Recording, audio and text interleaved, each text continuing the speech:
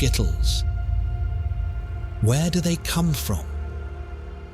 What is their purpose?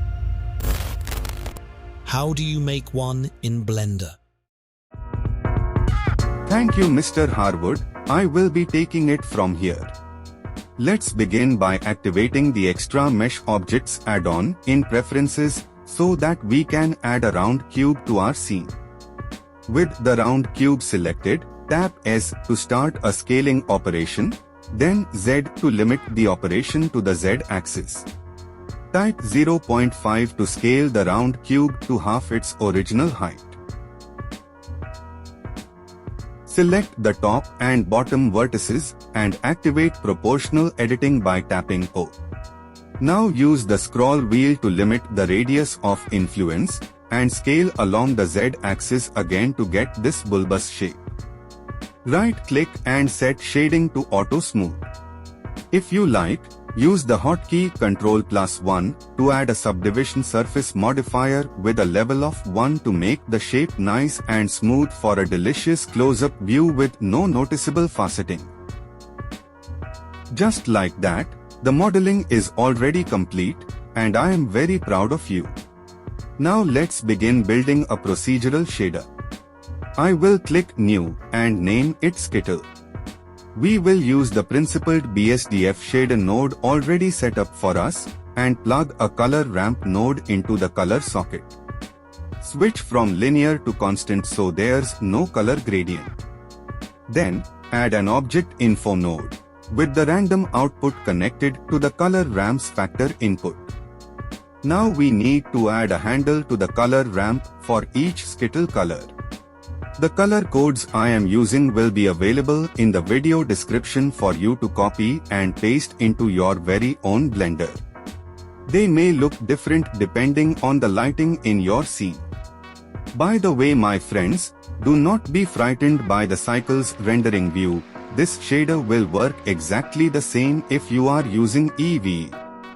The random number generator from the object info node will randomly pick a color for us and assign it to the Skittle. This makes it so that when we duplicate the Skittle, each copy has a chance to be any of the colors we have added to the color ramp node. If a specific color takes up more space in the color ramp, it has a higher chance of being assigned. Now let's add some surface imperfections by plugging a Voronoi texture into the normal socket of the shader node. Drop a normal map node between them to convert the value data into normal data and pump the Voronoi scale up to 100. Wow! This looks absolutely terrible, simply awful. This does not look like a Skittle at all, my friend. I would never eat this. But I think if we reduce the normal map strength to 0.1, it will look more appetizing. Okay, now let us add some color variation to represent the spots where the colored coating of the Skittle is worn away. Add a color node and mix it with the color ramp.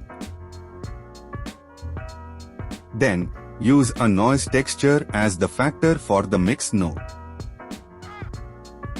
Scale the noise texture and play with the settings until the pattern looks good, and add a color ramp between the color node and the mix node.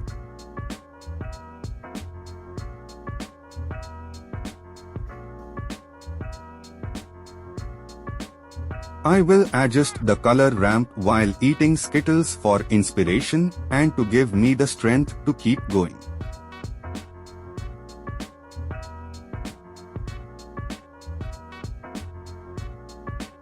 And now we are ready to add the letter S to our Skittles.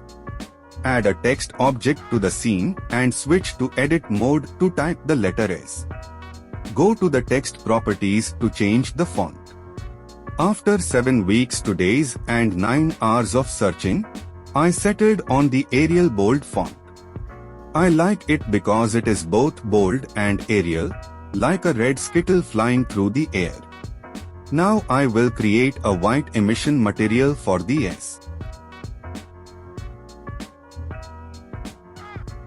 Snap into the top view and add a camera. This will load the camera in looking down on the S.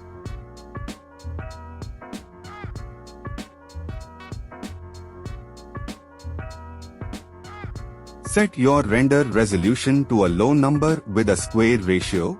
I will use 540. Fill the camera view with DS and click Render Image.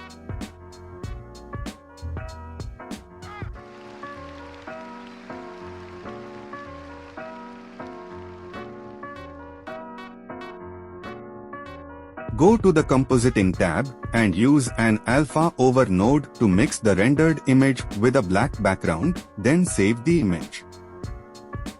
We will use this final image as a mask. Once the image is saved, you can delete the camera and text from your scene. Now let's reopen the shader editor and add the image we created with an image node. Set the image node to non-color mode. Let's duplicate this mix and color nodes and then plug the Skittle colors into the A socket of the mix node. Then plug the new mix node output into the A socket of the first one.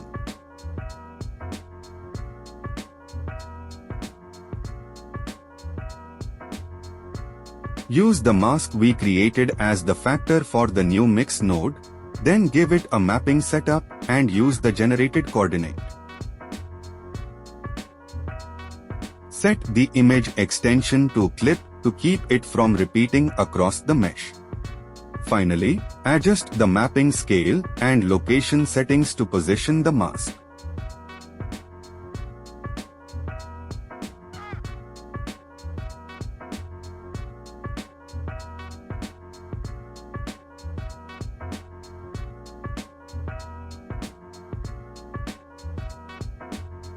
As for the roughness, we can just use this noise texture node and duplicate the color ramp.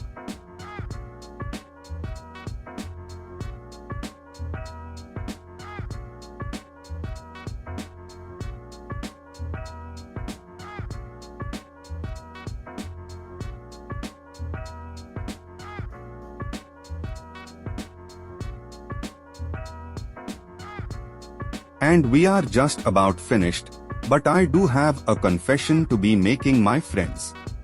These color nodes are actually unnecessary because the mix node has a color built into it. As a bonus step, we can create surface deformation with a displacement modifier. Click New and go to the Texture tab to make a cloud's texture like so. Now go back to the Modifier tab and place the Displacement modifier at the top of the stack and adjust the strength. I hope you found this tutorial helpful, and I want you to know I am very proud of you. Remember to check out my Instagram, and until next time, my friend, thank you so much for watching. How do they pack so much cheesy flavor into such a tiny package?